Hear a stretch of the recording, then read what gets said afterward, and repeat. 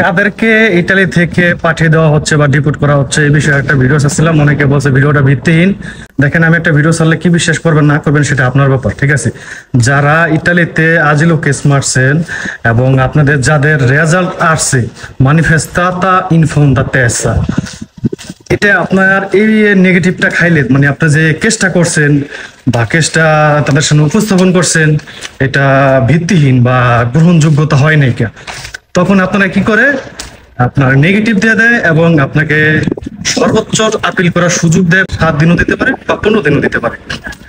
তো 7 দিন এবং 15 দিনের ভিতরে যাদের রিকোর্স সময়টা দেয়, অনেকে লোক বা অনেক লোকে আছে এটা কাভার করতে পারে না রিকোর্স করার জন্য, ঠিক আছে? আর আপনি যখন রিকোর্স করতে না পারবেন, ইটালি থেকে সম্পূর্ণ আনলিগেল মানে আপনি সম্পূর্ণ অবৈধ হয়ে যাবেন, ঠিক আছে?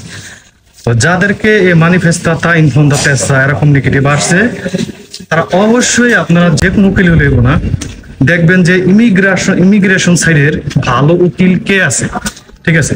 অথবা বাংলাদেশে অনেক এজেন্সি আছে যারা এরকম ইমিগ্রেশন সেক্টর নিয়ে কাজ করে, তাদের সাথে যোগাযোগ করবেন কিভাবে রিকোয়েস্টটা করা যায়। তারা তখন আপনার ফাইলটা সুন্দরভাবে প্রসেসিং করিয়ে দেব। সুন্দরভাবে প্রসেসিং করে দেবো বলতে দেখা যায় আপনি যে মানিফেস্টাতা ইনফন্ডা তেসার যে রেজাল্টটা আসছে সেখানে আপনার উল্লেখ করা আছে যে কি কারণে আপনাকে নেগেটিভ দিছে, বিষয়টাকে বুঝতে হইব, ঠিক আছে? হয়তো আপনার কথাটা আপনি সুন্দরভাবে বুঝে বলতে পারেন না, কোন কথায় কোন জায়গায় কথাটা মিসিং হয়েছে। তখন একজন ইমিগ্রেশন সাইডে দেখা যায় উকিল বা যারা এই ধরনের কাজ করে ওই তথ্যটা আপনার সংগ্রহ করবো যে আসলে আপনি কি কথাটা বলতে পারেন কি কারণে নেগেটিভ দিচ্ছে, ওই অনুযায়ী তারা আবার রিকোর্স তথ্যটা তুলে দেবে। তখন দেখা যায় রিকোর্স করলে হয়তো বা আপনার এটা গ্রহণযোগ্যতা হইতো পারে। তারপর যদি রিকোর্সের ভিতরে নেগেটিভ দিয়ে দেয় তাহলে কিন্তু আপনি আনলিগেল হয়ে যাবেন না, ঠিক আছে? মানে অবৈধ হয়ে যাবেন গা। আর আপনি যখন অবৈধ হয়ে যাবেন গা তখন পুরা থেকে আপনারা ডাকাইতে পারে, ঠিক আছে? আপনাকে পুরা থেকে ডাকাইতে পারে, ডাকায় বলতে পারে যে তোমাকে যে বাংলাদেশে পাঠায় দেওয়া হইব বা তোমাকে যে ডিপোর্ট করা হইব এটা কি তুমি জানো? তুমি এই কথাগুলো বলছো যেগুলোর কোনো ভিত্তি নাই কেন, ঠিক আছে? বা যেগুলোর কোনো সত্যতা নাই কেন।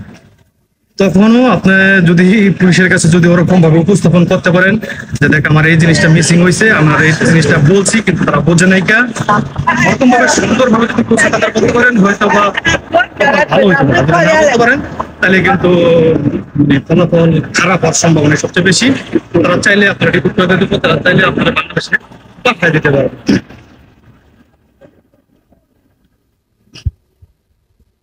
যখন আপনাদের রিকোয়েস্টটা দেখা যায় আপনার নেগেটিভ আসবো তখন আপনারা পুরো ডাকাইলেও আপনারা সচরাচর অ্যাভেলেবল করা যাবেন না। যে কোনো একজন দক্ষ ইমিগ্রেশন সাইডের যে উকিল আছে অথবা বাংলাদেশে অনেক এজেন্সি আছে যারা এই বিষয়ে কাজ করে তাদের সাথে এক জায়গায় বসে কথাবার্তা বলে পরামর্শ ছাড়া তখন পুরো যাবেন না, তাইলে আপনার ফলাফল কিন্তু খারাপ হতে পারে। এটা কিন্তু অলরেডি ইটালির অনেক শহরের ভিতরে আছে, আপনার কার্যকরিত হয়ে গেছে, পর্যায়ক্রমে সবাই বিষয়টা জানতে পারবেন। যারা নর্মাল ভাবে নিতেছেন সেটা আপনাদের ব্যাপার, কারণ আপনাদের জিনিসটা মাথায় রাখতে হবে যে বাংলাদেশে একটা নিরাপদ দেশ হিসেবে আখ্যায়িত করছে। আপনি একটা কেস উপস্থাপন করতে গেলেও আপনার সর্বদা সতর্কতা অবলম্বন করতে হবে। দেশে গেলেন আমার এই সমস্যা হয়েছে এর লেগে আমি দেশে ইটালি আয়া পড়ছি, চলবো না ভাই। একটা কেস সুন্দর ভাবে সাজাইতে হইব, স্টুডিও সুন্দর ভাবে বানাইতে হইব যাতে গ্রহণযোগ্যতা পায়, ঠিক আছে? আর নাইলে কিন্তু এরকম ফলিও বিয়া দেওয়া দেবো, 7 দিন 15 দিনের টাইম দিয়ে দেবো, রিকোয়েস্ট করতে না পারলে তখন আপনি পুরো আনলিগেল হয়ে যাবেন। এ বিষয়ে সবাই একটু সতর্ক থাকেন।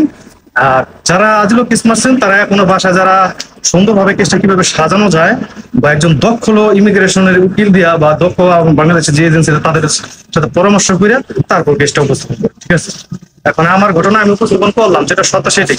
কে কিভাবে নেবেন এটা সেটা আপনাদের ব্যাপার। সবাই সুস্থ থাকেন, ভালো থাকেন। আসসালামু আলাইকুম।